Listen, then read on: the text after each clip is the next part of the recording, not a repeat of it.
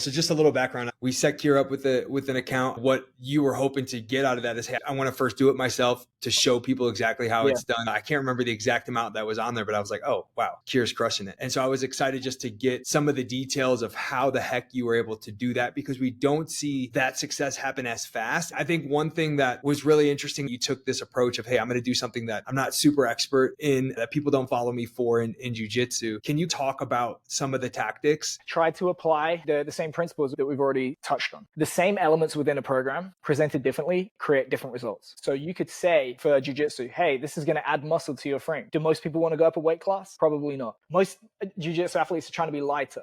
But the program that I wrote still has high rep stuff in there, maybe to increase a little bit of lean muscle mass and stuff like that. But if I put myself in the shoes of a jiu-jitsu practitioner, which is easy to do, I had a knee surgery in January. I tore my other knee 2 weeks after coming back from the first one. I can't straighten either elbow.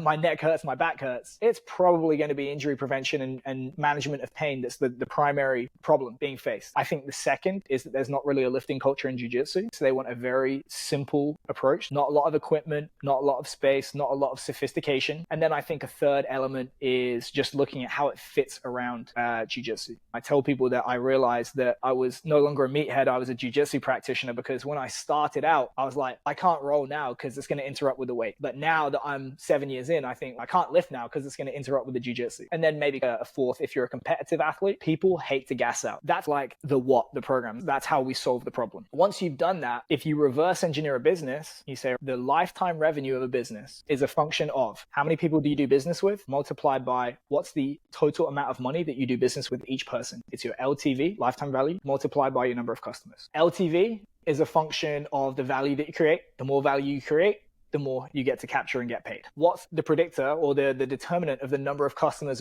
that we do business with? It's two things. One is how many people do we reach in total? Distribution multiplied by the percentage that we can convert those people into customers, our conversion rate. So you want to push up both numbers as high as possible. How do you increase conversion rate? You be as persuasive as possible. You position yourself as an authority. You're trustworthy. You're likable. You show a track record of success. And you have to have a clear, concise, persuasive message. So that's basically within TrainHeroic, it's a sales page. Yeah. You have to think about the structure. You have to think about what you say. You have to think about how you persuade people. Then once you have that in place, distribution. And if you look at the relative weighting of the two, it's probably distribution that matters the most. Kylie Jenner's not the most persuasive or intelligent business person in the world. She's got 1 billion people that she can go out and reach and convert those into dollars. If the highest your conversion rate is ever going to be is 100%, and that's probably not going to happen, but you can go out and be 1,000 times bigger, 10,000 times bigger, 100,000 times bigger in the people that you reach. So you do want to increase conversion, but you also want to get distribution. Now, once you've said, let's go get distribution, to use the analogy from Safari, if I asked you to go out and get me a photograph of a hippo, are you going to look on the plains or up a tree? No, that's where you're going to find a lion and a leopard. If I said, get me a photo of a hippo, you're going to go to the watering hole. What's the equivalent for your niche or audience that you're serving? There are concentric circles to this. The best people to sell to is your existing customers. The next one is going to be your previous customers. If you don't have those two, you want to look for first degree connection. That's people that you know that are already pre-sold on you as a person rather than the product or service, but it still has the same effect. Then it is going to be friends of friends. Then it's probably going to be friends of friends. Then it's probably going to be strangers. The first 3 layers is basically asking for introductions, sharing content, getting friends to tag people, all that kind of stuff. Once you start to get out to strangers, you have to look at where these people are hanging out on the internet. So hashtags, topics on